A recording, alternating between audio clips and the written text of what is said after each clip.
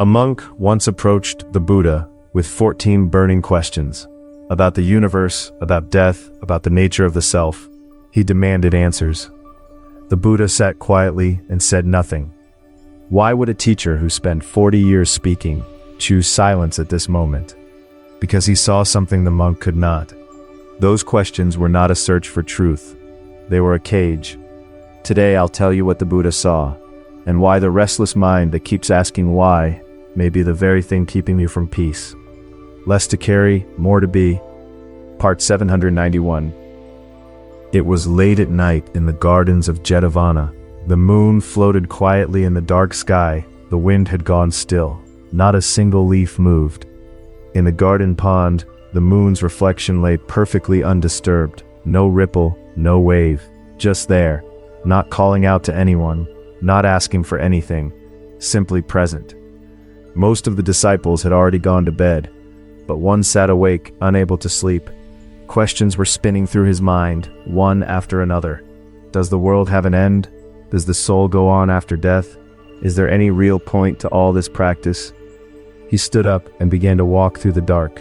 The moon followed him, silent and steady, the whole way. He found the Buddha sitting beneath a great sal tree, eyes open, awake in the stillness the way a mountain is awake. The disciple opened his mouth to speak, but something in that quietness stopped him. The questions, which had felt so urgent just a moment before, seemed suddenly like birds that had flown away without him noticing. He stood there, empty-handed, and for the first time that night, he was not looking for anything at all. The Buddha did not ask him what had brought him there. He simply moved aside, making room on the ground beneath the tree, the way a riverbank makes room for water without trying. The disciple sat down, and the two of them remained there together until the birds began, and the sky turned the pale gray of an old stone, and the garden came back to itself, one sound at a time. His name was Malankya-Putta. He had been studying under the Buddha for years. His love of learning ran deep, and he gave himself fully to his practice every single day.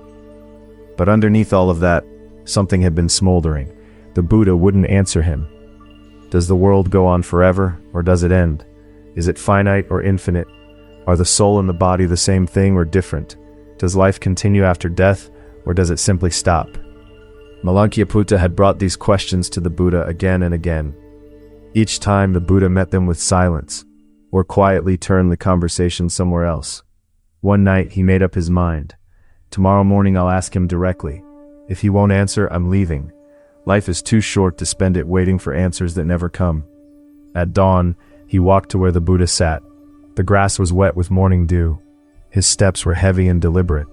The Buddha was already awake, already sitting. He looked up at his student with calm, open eyes, as if he had known this moment was coming. Malankya-Putta bowed, then poured out every question he had been carrying, the nature of the world, the soul, what lies beyond death, and then at the end he said, "If you won't answer me, I'm leaving. I cannot go on practicing while carrying questions that have no answers." The Buddha listened in silence. Then, slowly he spoke. "Malankya-Putta, did I ever promise you, before you came to me, that I would answer questions like these?" The student was quiet. Then he shook his head. "No, you didn't. What have you been waiting for?" The Buddha continued, his voice gentle but completely steady. "Imagine a man who has been shot with a poisoned arrow. His friends rush to help him and try to pull it out, but he stops them. 'Wait,' he says. 'I need to know what kind of wood this arrow is made from, what bird's feathers are on it. What metal is the tip? Who shot it and where did they come from? Tell me all of that first, then you can remove the arrow.'" The words settled into the quiet morning air.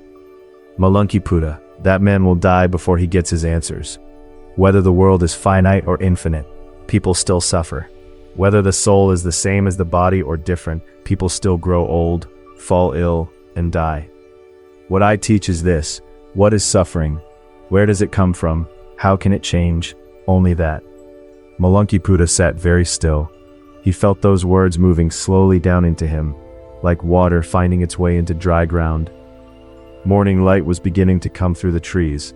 Thin lines of gold drifted across the surface of the pond. A quiet thought came to him, not as an answer, but as something softer. Maybe he hadn't really been searching for answers at all. Maybe he had found a kind of meaning in simply carrying the questions. And carrying them, he had stayed. Year after year, the questions had given him a reason to remain at the edge of the teaching without ever stepping fully in, close enough to feel its warmth, far enough to keep asking why. He thought of his old teacher back in his home village, a bent man who spent his final years cataloging the names of every river in the region, filling scroll after scroll, never once swimming in any of them. He had laughed at that old man once, quietly, the way young people do when they think they understand something they don't. Now sitting in the wet grass, with a poisoned arrow slowly working its way out of him, he wasn't laughing. What the Buddha said to Malunkyaputta wasn't simply a refusal. It wasn't that question doesn't matter. He was pointing at something much deeper. He was pointing at the structure of suffering itself. When we lie awake turning a question over and over, where does that pain actually come from? Is it the question that hurts us, or is the root somewhere else entirely? If you sit with it long enough, something becomes clear. The suffering isn't coming from the question. It's coming from the belief underneath the question. The belief that says, I cannot move forward until I have an answer. There is a fixed idea at work, that there is a correct state of things, and that state requires an answer. That belief is what keeps pushing the stillness further away. The questions Malunkyaputta carried about the edges of the world, about where the soul goes, none of that needs to be dismissed. There is something genuinely human and beautiful about wondering at mysteries. But the Buddha was showing him something specific. The moment you decide that practice has no meaning until those questions are resolved, that is the moment the question becomes poison. The arrow is already in, and the more you interrogate it, the deeper it goes. Buddhism speaks of seeing the cause of suffering clearly. Suffering has causes. When we look at those causes with honesty and precision, the shape of the suffering begins to change. That is where the path begins. Malunkyaputa's suffering was not caused by the questions themselves. It came from a rigid view that practice is meaningless without answers. That was where the arrow had landed. Here's something worth pausing on. We tend to experience ourselves as something solid and fixed. There is a me. That me has questions. That me needs answers.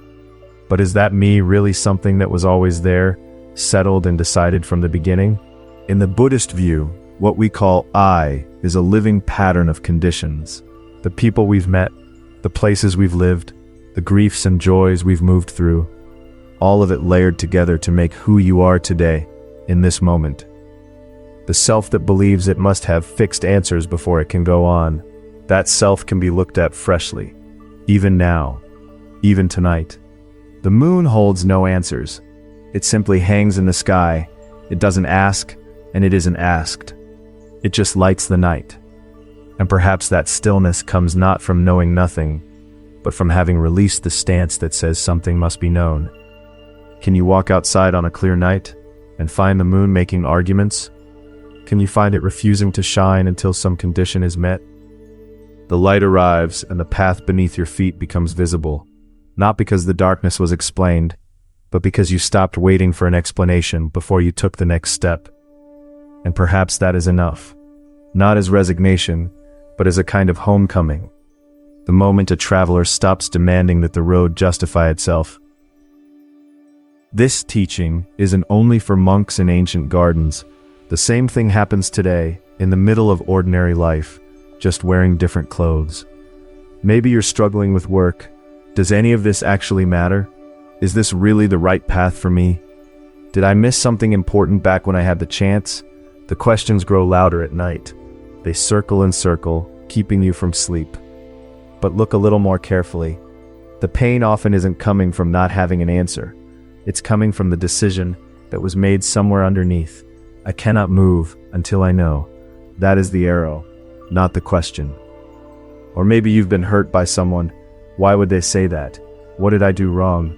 If I had only said something different, would things have gone another way? The same scene replays again and again in your mind. You keep turning over the past, looking for an answer it cannot give you. And the more you search it, the fresher the wound becomes. So here is something worth asking yourself. Is the question, why did this happen, actually what you need right now? Or is what you need first, before anything else, to gently ease the arrow out a little. Finding the cause and easing the suffering are not always the same road. And some people, as the years pass, begin to carry a different kind of question. Was this the right life? The roads not taken, dreams set aside, connections that were never quite resolved. They surface in quiet moments, unbidden. But think about it. That other self, the one who took the other road, would have known completely different people, seen completely different landscapes, and carried completely different questions. They would not really be you at all. There is no fixed true self waiting to be discovered. There is only the self that emerged from every experience, every relationship, every turn of events, and arrived here, today, as you. They say the moon tonight is not quite the same moon as last night. To our eyes it looks the same, but its position in the universe has shifted, and the light it casts has changed in ways too subtle to name. And yet the moon keeps shining, quietly, over the night. Not having an answer is not the same as being lost. Choosing not to pursue an answer is not the same as giving up. Sometimes when you set a question gently to the side, just for now, a stillness becomes available that was always there, waiting to be noticed. And in that stillness, something unexpected often happens. The question doesn't disappear, but somehow, without being answered, it loses its urgency, the way a sound you've stopped listening for fades back into the ordinary noise of the world. You find that you have already been living, already been moving, even while you thought you were standing still. And sometimes that is enough, not to have solved anything, but simply to notice that you kept going anyway, the way a river doesn't stop to understand the shape of the stones it moves around. So what can you actually do, starting tonight? Among the practices the Buddha encouraged his students to try, one of the simplest was this: just feel what is here, right now. Not chasing the past, not reaching ahead into the future. Simply bringing your attention to this moment. It is the foundation of meditation, but it doesn't require a cushion or a special room. You can do it anywhere. Here is something to try. Tonight, when a question rises up inside you, instead of trying to answer it, just give it a name, quietly, in your mind. Ah, there's the question about whether my work matters. There's the question about what I should have done differently. Don't try to solve it. Don't push it away. Just name it and watch it. This is a practice that has been handed down since the Buddha's time. Not solving the question, but creating a little space between you and the question, and into that space, sometimes stillness finds its way in. And one more thing. Tonight, look out the window. If the moon is out, stay with it for a moment. The moon doesn't answer anything. It doesn't ask anything of you. It is simply there. Let a little of that into your body. Just a little. Will this fix everything? I honestly don't know. Will the questions disappear? Probably not. But in that moment, you may find yourself standing in a place where you don't have to answer them, where it's okay not to know. And sometimes, that is enough to make the night feel just a little different. Just look. That was the very first thing the Buddhist students were asked to learn. And perhaps that is still the hardest thing. Not the sitting, not the breathing, not the years of study, but simply this: to look without immediately reaching for an answer. A farmer I once heard about would walk the edges of his fields each evening, not to check on anything in particular, just to see what was there. He said it was the only time all day he felt he understood something. The Buddha, I think, would have recognized that walk. And perhaps you have your own version of that walk. A route you take, a window you return to, a particular hour when the house goes quiet. You may not have called it practice. You may not have called it anything at all. If there's a question turning in your mind right now, does it truly need an answer before morning? If you set it gently to one side, just for tonight, what would be left inside you? Perhaps a quieter country, the way a field looks after the last cart has passed and the dust has finally settled back to earth. A monk I once knew kept a small stone in his pocket for 30 years, not to carry wisdom, but to remember the weight of all he had stopped trying to solve. He died, they say, with open hands, and perhaps that is enough. To arrive at the end of something with the fingers uncurled, the palms facing upward like two empty bowls set out after a long meal. There was a woman in the village where I trained, who swept her doorstep each dawn, not to keep the dust away, but simply because the broom was in her hands and the morning was there. She never once spoke of peace, yet everyone who passed her gate felt it. We do not always need to name what we carry in order to set it down. A child does not explain why she releases a stone into a pond. She simply opens her hand, and the water receives it without asking where it came from. In a previous teaching, we explored the ancient parable of the finger pointing at the moon, and what the moon itself has always represented in Buddhist wisdom. You'll find the link in the description below. Malunkyaputta did not leave that morning. Later texts record that he eventually reached awakening. What he found, I think, was not an answer. It was the stillness of no longer needing one. Letting go of a question is not giving up on it. It is choosing not to be swallowed by it. The moon is always in the sky. On clear nights we can see it. On cloudy nights we cannot. But the moon hasn't gone anywhere. It is still there, quietly behind the clouds. Stillness may be like that too. On nights when questions cover everything, it becomes hard to find. But it hasn't disappeared. It is still inside you, right where it has always been. Tonight, even without an answer, it is still a night. Tomorrow the questions may return. But just for this one night, see if you can rest under the moonlight and simply be. Thank you for staying with me through to the end. I'm quietly glad you're here. There is an old monk said to have kept a single candle burning each night until it went out on its own. He never blew it out. He simply watched it and waited, and when the flame was gone, he slept. Some nights it burned for an hour, some nights almost until morning. He did not time it.